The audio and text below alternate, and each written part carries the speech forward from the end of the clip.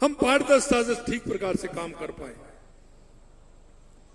हमें उसमें और सुविधाएं देने की आवश्यकता है। और मैंने जैसा कहा कि हमने एक आवश्यकता महसूस की और हम 3 दिन गर्म दूध उपलब्ध कराने के लिए मुख्यमंत्री अमृत आहार योजना के माध्यम से हमने राजस्थान में दिया है। प्रधानमंत्री मातृ वंदन योजना के तहत अंतर्गत प्रथम संतान के लिए 5,000 रुपए की आर्थिक प्रोत्साहन राशि 2 किस्तों में उपलब्ध कराई जा रही है। राज्य सरकार ने हमारी ने बढ़ा करके इसको 6,500 रुपए किया है, हमने इसको बढ़ाया।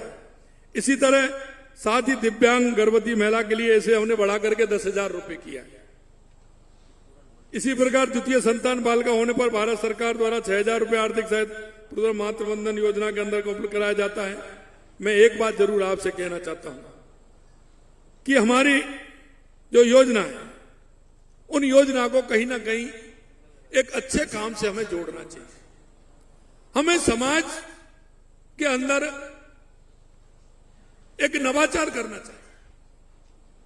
और मैं आपको कहना चाहता हूं कोई ना कोई उस गांव में, उस क्षेत्र में आपको नए लोग मिलेंगे ऐसे जो हमारी आंगनवाड़ी केंद्र का सहयोग कर सकते हैं। वो हमारे लिए जो आवश्यकता है उसका सहयोग भी कर सकते हैं, वो आर्थिक सहयोग भी कर सकते हैं, वो ज्यादा से ज्यादा बहनों के ला करके उनका व्यवस्था देख सकती हैं।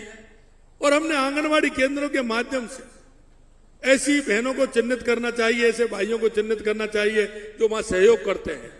और उसको किसी ना किसी ऐसे मौके पर हमें उनको सम्मानित भी करना चाहिए। जो आंगनवाड़ी केंद्रों को संचालन में जो हमें सहयोग कर रहे हैं ऐसी सूची भी बनानी चाहिए। और ऐसी सूची बना करके, क्योंकि वहां जो आवश्यकता है ना, उस आवश्यकता को देखते हुए उस क्षेत्र के लोग काफी संख्या में तैयार हो जाएंगे। हमने आंगनवाड़ी मित्र बना करके, आंगनवाड़ी सहयोगी बना करके हमें उसमें उनको डालना चाहिए। और ऐसे जो उनमें सहयोग करते हैं उनका कहीं ना कहीं किसी प्लेटफॉर्म पर उनका सम्मान भी करना चाहिए, जिससे कि वहां उनमें स्पर्धा बढ़े कि हम आंगनवाड़ी केंद्रों को ठीक प्रकार से संचालित कर सकते हैं।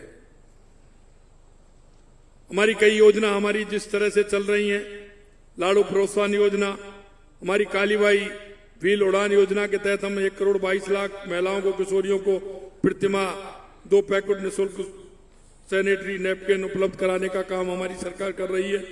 ऐसे बहुत सारे काम हैं, लेकिन मैं आपसे इस मौके पर इतना ही कहना चाहता हूं कि हम सबको इससे जुड़ करके बच्चों के सर्वांगीण विकास, उनके अधिकारों की रक्षा हेतु भारत सरकार द्वारा संचालित मिशन वात्सल्य के प्रभावी क्रियान्वित हेतु राज्य में एक स्वतंत्र विभाग, बाल अधिकारिता विभाग की स्थापना की गई है, ताकि किशोर न्याय, बच्चों की देखरेख एवं संरक्षण अधिनियम 2000, अपराधों के बालकों का संरक्षण अधिनियम 2012 तथा बाल विवाह प्रतिषेध अधिनियम 2006 के साथ साथ बच्चों से जुड़ी योजनाओं को प्रभावी क्रियान्वित हम कर सकते हैं।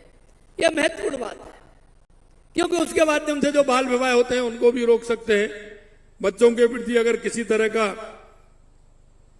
उनके अपराध होते हैं तो उनको भी हम रोक सकते हैं। पालनहार योजना के माध्यम से भी हम काम कर रहे हैं।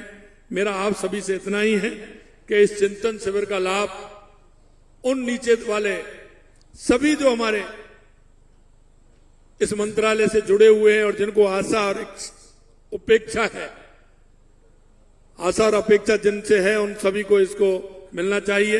मैं इतना ही कहना चाहता हूं कि हमारी दृढ़ इच्छा शक्ति होगी, काम करने का मन होगा, तो निश्चित रूप से हम इस बहुत बड़ा काम इसमें कर सकते हैं।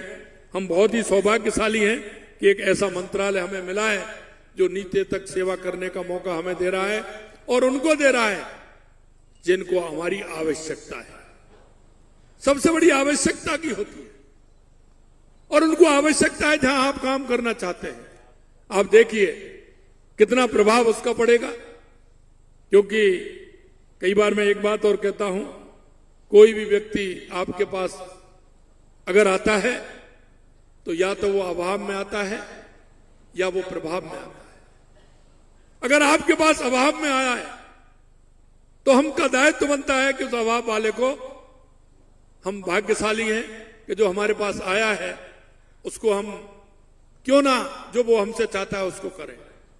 और दूसरी बात वो आता है आपके प्रभाव में कि आपके कहने से मेरा ये काम हो जाएगा, तो आप सौभाग्यशाली हैं कि ईश्वर ने आपको प्रभावशाली बनाया है, वो आपके प्रभाव में आ रहा है, तो भी हम उसकी सेवा करें। इतना ही मैं आप सभी से कहना चाहता हूं। निश्चित रूप से ये चिंतन शिविर इस महिला एवं बाल विकास विभाग के जो यहाँ हो रहा है, निश्चित रूप से ये मील का पत्थर साबित होगा। यह चिंतन शिविर को ठीक प्रकार से करें और देश के यशस्वी प्रधानमंत्री नरेंद्र मोदी जी के नेतृत्व में हमारा देश आगे बढ़े, हमारा प्रदेश आगे बढ़े। पुणे में सभी प्रदेशों से आए हुए सभी हमारे मंत्रीगण भाई और बहन और सभी हमारे अधिकारीगण, पुनः आप सभी का मैं स्वागत करता हूं और अन्नपूर्णा जी को मैं धन्यवाद देता हूं कि उन्होंने यहाँ ये कार्यक्रम रखा है। भाई सावित्री ठाकुर जी, पुरावती परदा जी, सभी को मैं बहुत बहुत धन्यवाद देता हूं कि ये कार्यक्रम आपने राजस्थान में रखा और हमको इसका आयोजन करने का अवसर मिला। यहाँ बहुत बहुत धन्यवाद।